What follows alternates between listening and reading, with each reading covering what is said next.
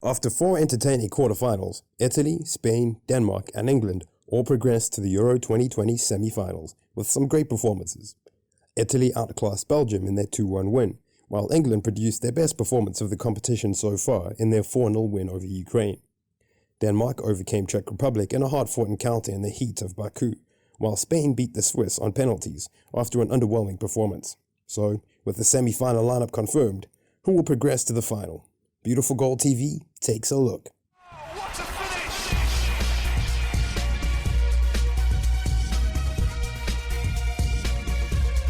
Beautiful goal. Italy versus Spain. The first semi-final sees Italy take on Spain at Wembley in a repeat of the Euro 2012 final. On that occasion, Vicente Del Bosque Spain, at the absolute peak of their powers, humiliated a disappointing Italy side 4-0. But despite their poor record against La Furia Roja, with the Azzurri winning just 2 of their last 14 games against them, they did come out on top in their most recent Euro encounter, winning 2-0 in the round of 16 clash in 2016 with goals from Giorgio Chiellini and Graziano Pelle. 5 years on, Roberto Mancini's side are a much more formidable outfit than they were under Antonio Conte, and have been the standout team of the tournament so far, winning all 5 of their games, the only semi-finalists to do so. Despite only beating Belgium by a single goal, they completely outplayed the Red Devils, with Jorginho, Verratti and Barella putting on an absolute clinic in midfield. Federico Chiesa, preferred to Berardi on the right, tormented Thorgan Hazard all night as Italy overloaded the left, leaving Chiesa isolated 1-on-1 against Hazard. But it was on the left, as usual, that Italy did their best work, with Jorginho and Verratti combining with Spinazzola and Insigne to create long passing sequences and spells of pressure in the Belgium half, demonstrating their technical superiority all game. They also pressed the ball to great effect, giving the Belgians very little time and space in possession. That pressure is something Spain could struggle to cope with, as despite boasting obscene possession stats in every game, they tend to move the ball slowly and predictably, and aside from Busquets and perhaps Pedri, they lack players who are comfortable receiving the ball under pressure, a la Xavi or Iniesta, and therefore most of their possession tends to be in their half or the middle of the pitch, with very little penetration. Although, to be fair, they were more direct against the Swiss, creating 29 scoring opportunities, 18 of which came from open play. Strangely, they never really seemed in control of the game, even after Switzerland were reduced to 10 men, and always looked vulnerable on the counter. Italy will be looking to exploit that vulnerability and get at the Spanish defense, which has looked shaky in their last 2 games.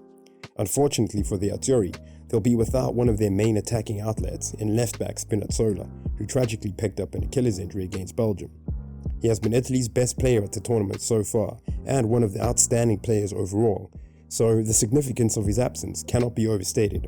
As his likely replacement, Emerson, while a decent player, is nowhere near as dynamic and effervescent. A lot will depend on how well Italy can cope with his absence, but with the technical superiority they have in midfield, as well as the towering presence of Chiellini and Bonucci ahead of the incomparable Donnarumma in goal, Italy should still come out on top. Prediction: Italy to win 2-0.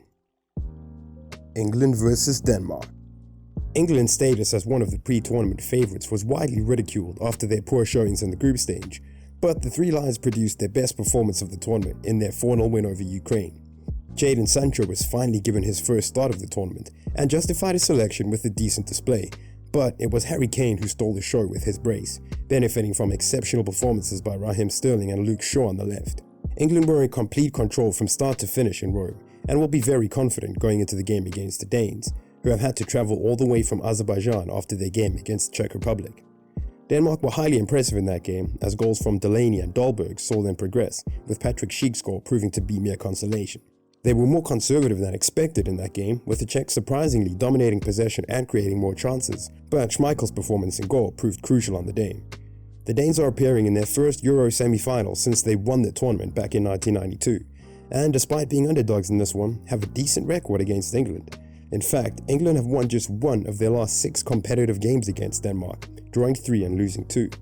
Denmark also have a good record in competitive games at Wembley, winning their last 2 in 1983 and 2020, although no country has ever won 3 consecutive competitive matches against England at Wembley.